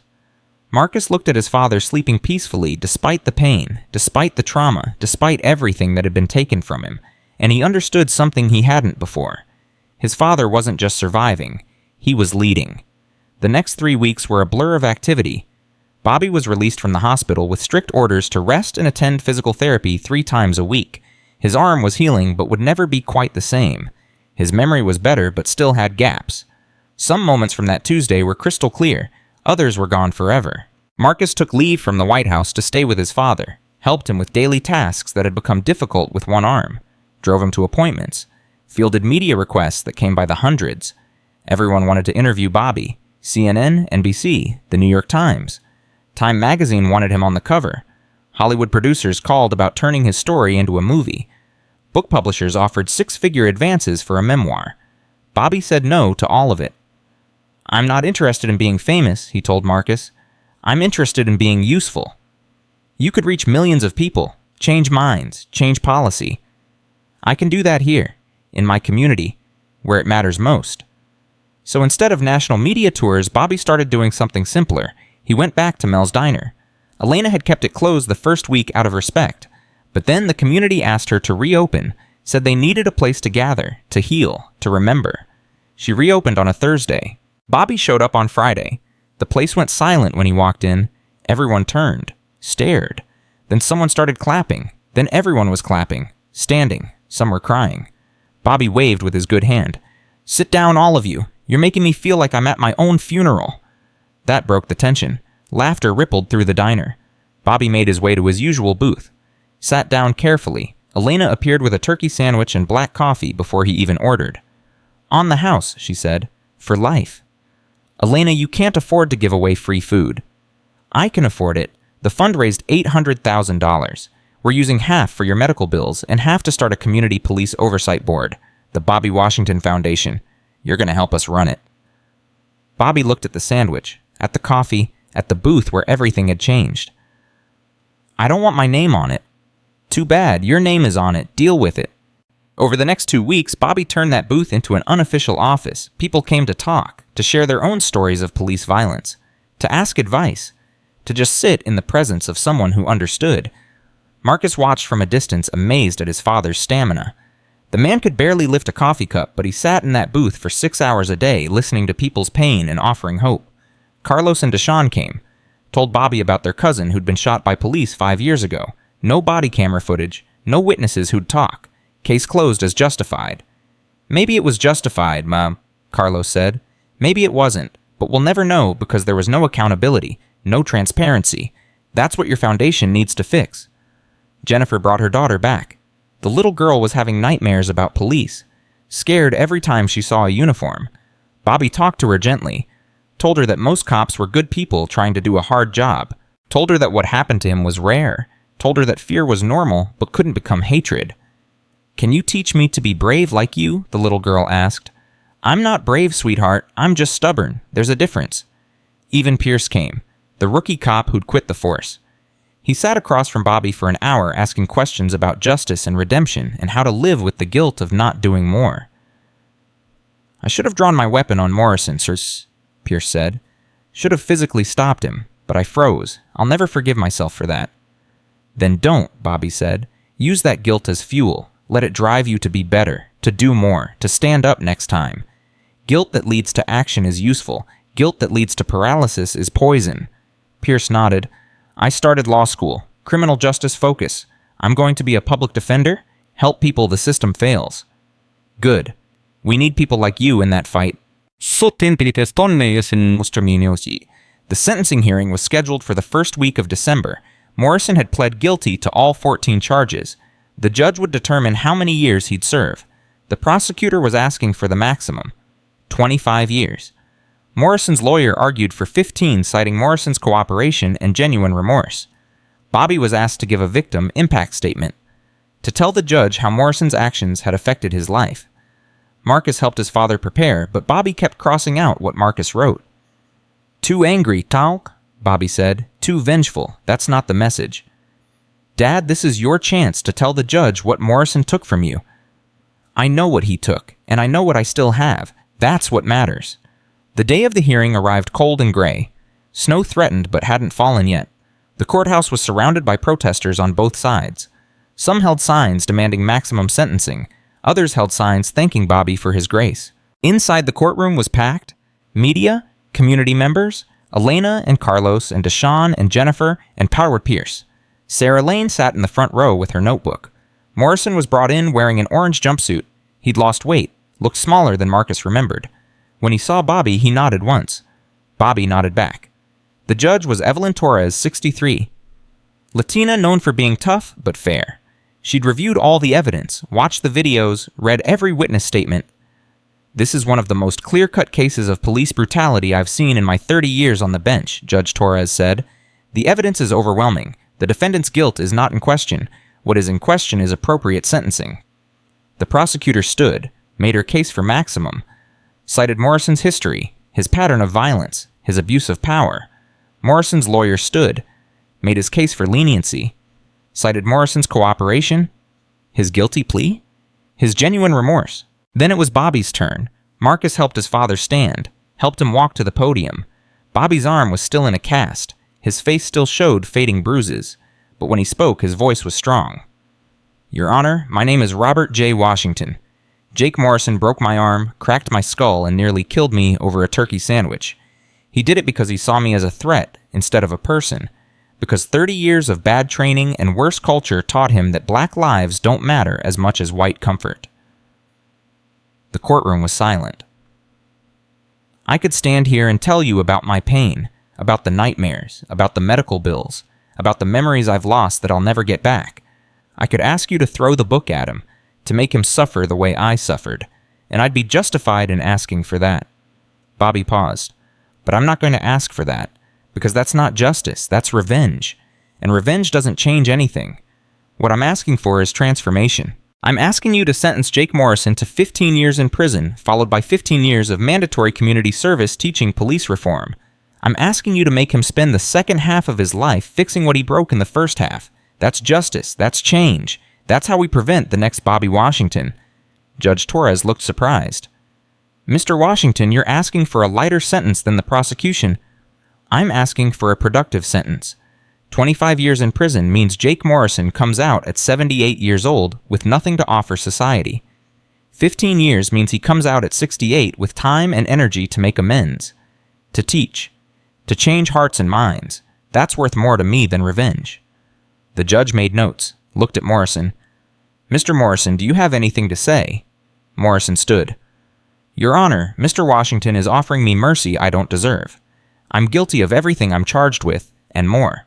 I'll accept whatever sentence you give, but if you do what Mr. Washington suggests, I promise I swear on everything I have left that I'll spend every day of that community service earning the forgiveness he's already given me. Judge Torres sat back, thought for a long moment. The courtroom held its breath. This case has captivated the nation, she finally said. Not because of the violence, though that was horrific, but because of the grace shown by the victim. Mr. Washington, your statement today is the most powerful thing I've heard in this courtroom. It's also the most challenging. You're asking me to trust in redemption, to believe that people can change. That's a hard thing to believe in our current climate. Bobby remained standing, waiting. But I do believe it, Judge Torres continued, because I have to believe it, because the alternative is giving up on humanity. So here's my ruling. Jake Morrison, you are hereby sentenced to 18 years in federal prison, followed by 12 years of mandatory community service focused on police reform education. You will teach at police academies. You will speak at community forums. You will be a living example of what not to become. And if you violate any terms of your community service, you'll serve the remaining 25 years in prison. Do you understand? Morrison nodded. Yes, Your Honor. Thank you. Don't thank me. Thank Mr. Washington. He just gave you a second chance most people never get. Don't waste it. The gavel fell. The courtroom erupted. Some people cheered. Some people protested. Elena was crying. Marcus stood there stunned. His father had just changed the justice system with 6 minutes of grace. Bobby turned, found Marcus in the crowd, smiled. That same smile he'd had on Tuesday afternoon before everything went wrong. The smile that said despite everything, hope was still possible. Outside the courthouse, the snow had finally started to fall. Light flurries that caught in Bobby's gray hair and melted on Marcus's shoulders as they stood on the steps facing a wall of reporters and cameras. The questions came rapid fire, overlapping, desperate for a soundbite that would define this moment. Mr. Washington, why did you ask for a lighter sentence? Do you really believe Morrison can change? Are you concerned about the message this sends to other officers? Marcus, what does this mean for the Washington protocols? Bobby raised his good hand and the crowd quieted. The snow fell harder now, turning the scene into something almost peaceful despite the chaos. Change doesn't happen through punishment alone, Bobby said. His voice carried across the steps, clear and steady. It happens through education, through understanding, through giving people the tools to be better than they were. Jake Morrison committed a terrible crime. He's going to prison for it. But when he comes out, he's going to help make sure this never happens to anyone else. That's justice. That's progress. That's how we move forward. A reporter pushed forward. But 18 years feels light given what he did to you. 18 years is almost 2 decades of his life. That's not light. That's significant. But more significant is the 12 years after where he becomes part of the solution instead of the problem. Do you think other police departments will implement the Washington protocols? Marcus stepped forward. They already are. As of this morning, 47 police departments across the country have adopted the protocols. Mandatory body cameras, de-escalation training, community oversight boards, bias awareness courses, and that number's growing daily. What happened to my father was a tragedy, but it's becoming a catalyst for nationwide change. Sarah Lane was recording everything her phone held high, live streaming to 200,000 viewers and counting. The comments scrolled by faster than anyone could read them, but the sentiment was clear. People were watching. People were listening. People were changing. Elena pushed through the crowd with Carlos and Deshawn behind her. She threw her arms around Bobby, careful of his cast, and sobbed into his shoulder. "You're too good for this world," she said. "Too good." "I'm just tired of hate winning," Bobby replied. Somebody had to try something different. Pierce was there too, standing at the edge of the crowd, looking like he didn't quite belong, but couldn't stay away either. Bobby saw him and waved him over. "Come here, son." Pierce approached hesitantly. "Mr. Washington, I just wanted to say that what you did in there was what we're going to do together," Bobby interrupted. "You're going to law school, right?" "I start in January." "Good. When you graduate, you're going to work with the Bobby Washington Foundation, help us develop training programs, review policies, hold police departments accountable. You understand?" Pierce's eyes went wet. "I'd be honored." "Then it's settled. Now stop standing there looking guilty and go do something productive." The crowd began to disperse as the snow picked up. Marcus helped his father down the courthouse steps toward the car where Agent Crawford waited, but halfway down, Bobby stopped. "Wait, I need to see him." "See who, Morrison? Before they take him away, I need to tell him something." Marcus started to argue, but Crawford nodded. "I'll arrange it. 5 minutes. Supervised." They went back inside through a side entrance, down to the holding area where Morrison was waiting to be transferred to federal prison. He sat in a cell with his hands cuffed, staring at the floor. When Bobby appeared, Morrison stood immediately. "Mr. Washington, I didn't expect—" "I came to tell you something important," Bobby said. He gripped the bars with his good hand. "What I did in that courtroom wasn't about you. It was about me. It was about refusing to let your actions turn me into someone bitter, someone hateful, someone less than who I want to be." Morrison nodded slowly. "I understand." "I don't think you do, not yet, but you will. 18 years is a long time to think, a long time to understand what you took from me. Not just my health, not just my sense of safety, but my ability to walk into a room without wondering if the cop at the counter sees me as human or threat. I'm sorry. I know you are, but sorry isn't the work. The work comes after. When you get out, when you start teaching, you're going to face cops who think like you used to think, who see black men as problems to be solved instead of people to be protected. And you're going to have to find a way to reach them, to change their minds. That's going to be harder than anything you've ever done." Morrison's jaw clenched. "What if I can't? What if I try and fail? Then you try again and again until you succeed or you die trying, because that's what real redemption looks like. Not feeling sorry, not saying the right words, doing the work even when it's hard, especially when it's hard." "How do I start?" Bobby was quiet for a moment. "You start by understanding that the people you hurt weren't just me. They were Darius Jenkins and 16 others whose names you probably don't even remember. You find them, you apologize to them, you make amends however you can, and then you make sure no rookie cop ever follows your example." Morrison's hands shook. "Some of them might not want to see me." "Then you respect that. You don't get to force forgiveness on people. That's their choice, not yours. But you try anyway. You show up, you own what you did. You carry that weight for the rest of your life." "I will. I swear I will." Bobby stepped back from the bars. "Good, because if you waste this second chance, you won't answer to the judge. You'll answer to me, and I promise you my disappointment will be worse than any prison sentence." Morrison believed him. Bobby could see it in his eyes. They left Morrison in that cell and walked back out into the snow. Marcus said nothing until they were in the car, Crawford driving Bobby, resting his head against the window. "You really think he'll change?" Marcus finally asked. "I think he has to try, and sometimes that's enough." The drive back to Bobby's house took 40 minutes. The snow was coming down heavy now, coating everything in white, making the world feel clean and new, even though nothing had really changed yet. When they pulled up, the house was dark except for one light in the window. Marcus had left it on that morning, a beacon to come home to. Inside, Marcus helped his father out of his coat, careful of the cast. Made him sit down, made him drink water and take his pain medication. "I'm fine, Marcus. Stop hovering." "You're not fine. You just spent 3 hours in court, reliving the worst day of your life." "It wasn't the worst day of my life." Bobby settled into his recliner, the one he'd sat in for 20 years, the one that had molded to his shape. "The worst day of my life was when your mother died. Everything else is just details."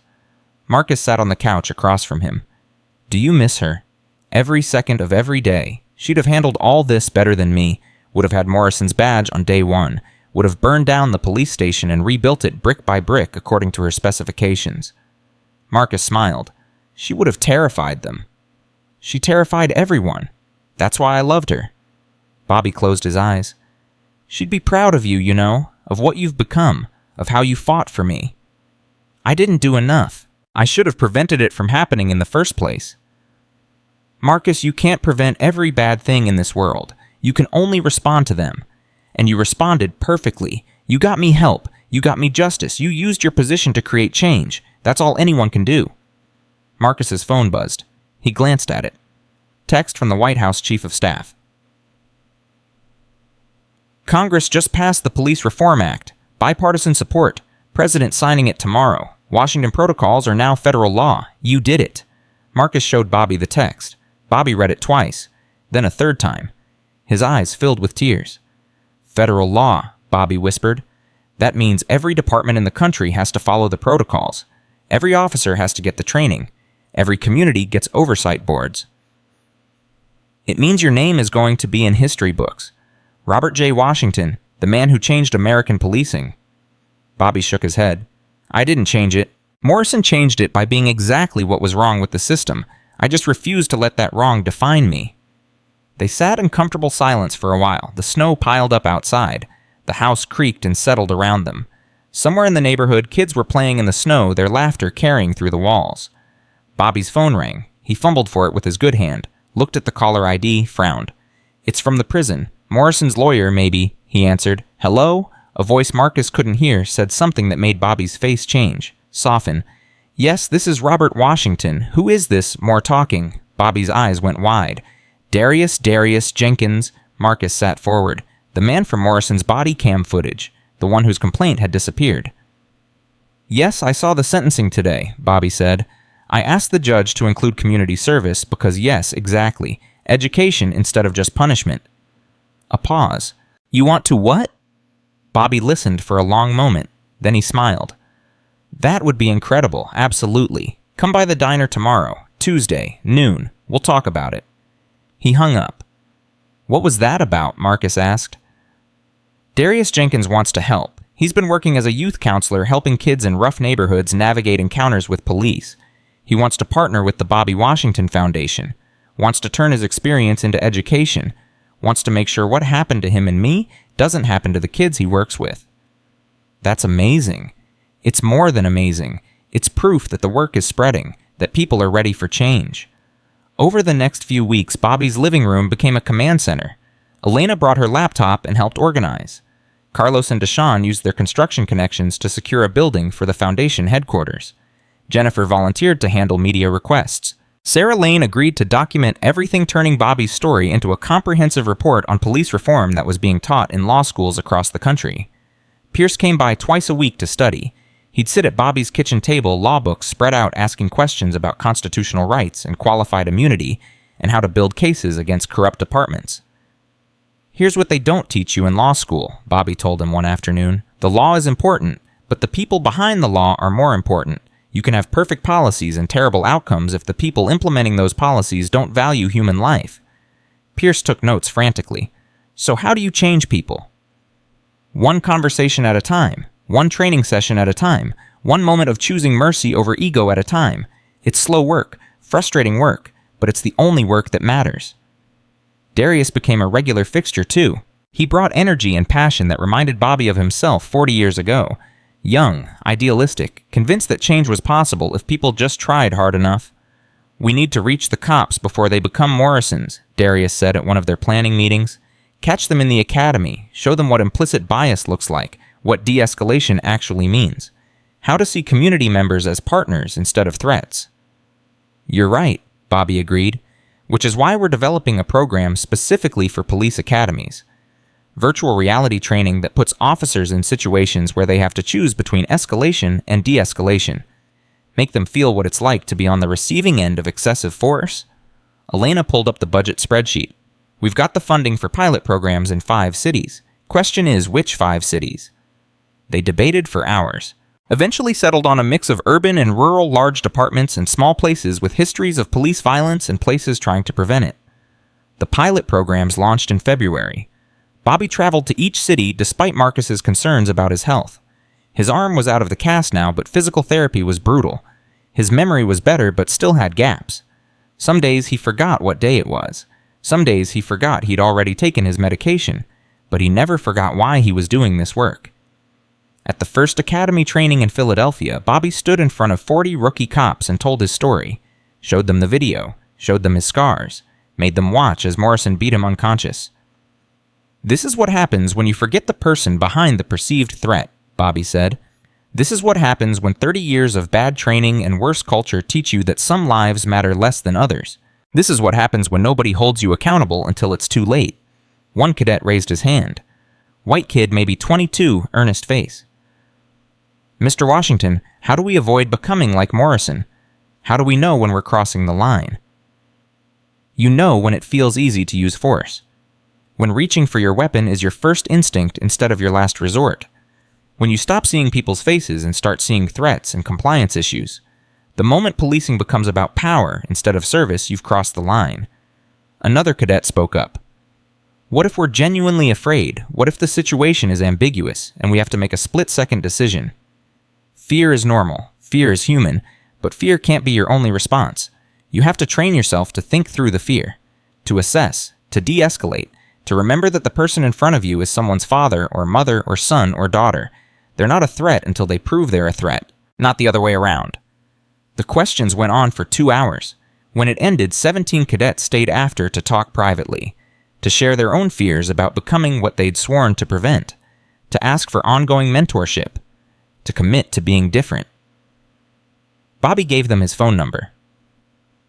"You call me if you ever feel yourself slipping, if you ever catch yourself profiling, if you ever use more force than necessary. You call me and we'll talk through it, because admitting you're struggling is the first step toward being better." The program in Philadelphia was such a success that 6 more cities requested it, then 12, then 34. By April, the Bobby Washington Foundation was training rookie cops in 72 cities across America. The work was exhausting. Bobby's health suffered. He lost weight, couldn't sleep. The nightmares came more frequently now. Dreams where he was back on that diner floor, Morrison's knee on his back, unable to breathe, unable to move. Marcus found him one night in the kitchen at 3 a.m, staring at nothing, tears on his face. "Dad?" Bobby jumped, looked at Marcus like he didn't recognize him for a moment. Then recognition flooded back. "Nightmare," Bobby said. "Same one as always, the diner, the floor, the blood." Marcus sat beside him. "Maybe you need to slow down. You're doing too much too fast." "I don't have time to slow down. I'm 62 years old with a head injury and a heart condition. I've got maybe 10 good years left if I'm lucky. That's 10 years to change a system that's been broken for centuries. I can't afford to slow down." "You can't change the system if you're dead." Bobby looked at his son. "Then I'll change as much as I can before I die, and you'll finish what I started, and people like Darius and Pierce and Elena will keep it going. That's how movements work. Nobody does it alone." In June, Morrison reached out from prison, not to Bobby, but to Marcus. A letter handwritten 6 pages long. Marcus read it sitting at his desk in the White House. His security team had already screened it, cleared it, deemed it safe. But Marcus wasn't worried about physical safety. He was worried about what the letter might say. It started with an apology, detailed and specific. Morrison named each time he'd used excessive force over his 30 years, named the people he'd hurt, acknowledged the pattern of racism that had driven his actions. Then it shifted to accountability. Morrison had been working with the prison chaplain, attending therapy, reading books about racial justice and implicit bias. He'd started a group for other corrections officers teaching them about de-escalation and dignity and treating incarcerated people as human beings. The letter ended with a request. I know I have no right to ask this, but when I'm released in 18 years, I want to work with your father's foundation. I want to spend the rest of my life proving that I've changed, not for redemption, not for forgiveness, but because it's the only way I can live with what I've done. Please tell your father I'm doing the work. Tell him I won't waste this second chance. Marcus folded the letter, showed it to Bobby that weekend when he came home to visit. Bobby read it slowly, his reading glasses perched on his nose, his good hand holding the pages steady. When he finished, he nodded. Good. He's doing exactly what he should be doing. You believe him. I believe he's trying. Whether he succeeds or fails isn't up to me. It's up to him. But I believe in the possibility of change. I have to believe in it. Otherwise, what's the point of any of this? July brought the 6-month anniversary of the incident. The media wanted to do retrospectives, compare before and after, measure the impact of the Washington protocols. The numbers were staggering. Police shootings of unarmed civilians were down 37% in cities that had implemented the protocols. Excessive force complaints were down 42%. Community trust in police had increased by 23% in those same cities. But numbers didn't tell the whole story. The real story was in the individual moments. The traffic stops that didn't escalate. The wellness checks that ended with help instead of handcuffs. The officers who chose conversation over confrontation. Sarah Lane compiled hundreds of these stories into a documentary. She interviewed cops who'd gone through Bobby's training. Interviewed community members who'd noticed the difference. Interviewed Bobby and Marcus and Elena and Darius and Pierce. The documentary premiered at Sundance in January and won the Audience Award. Netflix bought it for worldwide distribution. Within a week, 50 million people had watched it. Bobby's message reached corners of the world he'd never imagined. Police departments in London and Berlin and Tokyo reached out asking to adapt the Washington protocols for their own forces. Bobby said yes to all of them. Violence doesn't have borders, Bobby told Marcus. Neither should the solution. By the time the first anniversary rolled around, Bobby was exhausted but fulfilled. The foundation had trained over 12,000 police officers, had helped draft policy changes in 347 police departments, had created oversight boards in 219 communities. Mel's Diner had become a pilgrimage site. People traveled from across the country to sit in Bobby's booth, to order turkey sandwiches and black coffee, to leave notes of gratitude and hope. Elena kept a wall of these notes, thousands of them. Paper and ink and prayers that change was possible. On the exact anniversary of the beating, Bobby insisted on going to the diner. Same booth, same order, same Tuesday afternoon. Marcus tried to talk him out of it. Dad, the media is going to be everywhere. The crowds, the attention. You don't need that stress. I need to show people that fear doesn't win. That Morrison didn't break me. That I'm still here, still standing, still fighting. So they went. Bobby and Marcus and Elena and Darius and Pierce and Carlos and Deshawn and Jennifer and her daughter, who wasn't afraid of police anymore. The diner was packed. Standing room only. Cameras everywhere. But it felt less like a media circus and more like a celebration, a birthday party for a movement that had been born in violence but had chosen to grow through grace. Bobby sat in his booth. Elena brought him a turkey sandwich and black coffee. He took a bite and smiled. Still the best in 3 counties, he said. The crowd laughed, applauded. Some people cried. Then something unexpected happened. The door opened and a woman walked in. Late 50s black, dignified. She looked around until her eyes found Bobby. She approached slowly. Mr. Washington? My name is Patricia Jenkins. I'm Darius's mother. Bobby stood immediately. Mrs. Jenkins, it's an honor. The honor is mine. What you did for my son, giving him hope after what that monster did to him, I can never repay that. You don't need to repay it. Your son is helping change the world. That's payment enough. Patricia pulled Bobby into a hug, held him like he was her own son. When she pulled back, her eyes were wet. This community needed you, she said. This country needed you. Thank you for being exactly who you are. The moment was captured on a dozen cameras, would be replayed on news broadcasts and social media feeds, would become another piece of Bobby's story. But in that moment, it wasn't about cameras or legacy or history. It was about 2 people who'd survived violence choosing to believe in something better. Bobby sat back down. The celebration continued around him. Speeches were made, toasts were offered. Elena brought out a cake she'd baked, chocolate Bobby's favorite, with icing that read 1 year of change. But Bobby's mind drifted to Morrison, wondered if he was watching this somehow from prison, wondered if he understood what his violence had inadvertently created, wondered if he was really doing the work or just saying the right words. 18 years felt like forever, and no time at all. Morrison would be 68 when he got out. Bobby would be 80, maybe still alive. Maybe not, but the work would continue either way. That was the beauty of movements. They outlived their founders.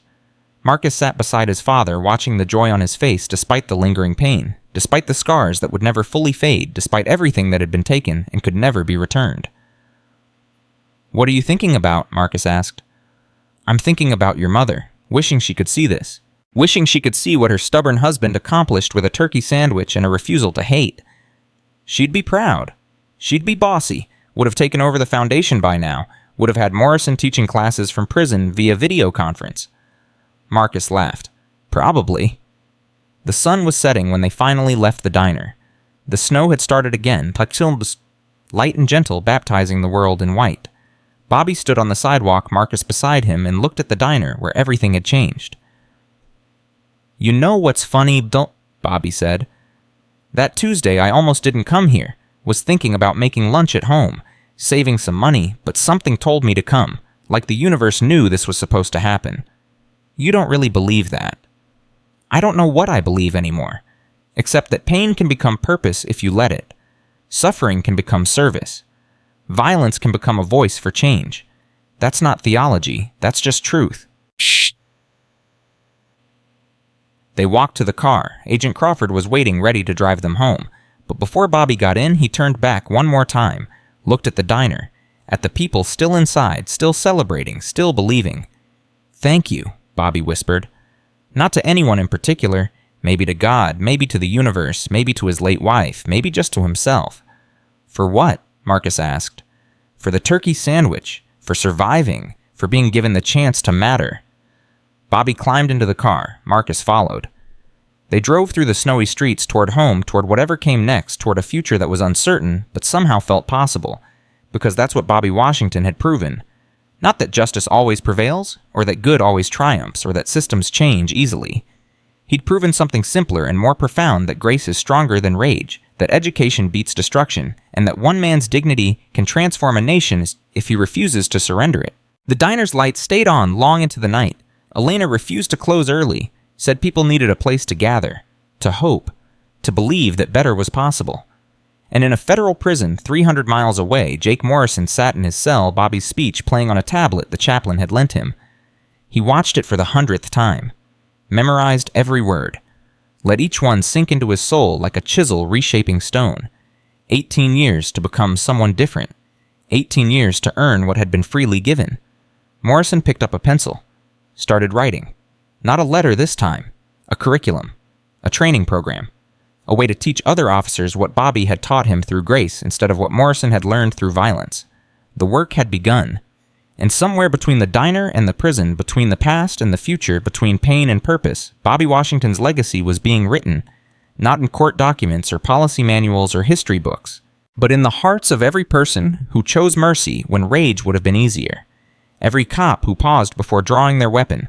Every community that demanded accountability and offered redemption in equal measure. That was justice. Robert J. Washington style. Built on turkey sandwiches and black coffee and the stubborn belief that all people deserve dignity, even the ones who'd forgotten how to give it.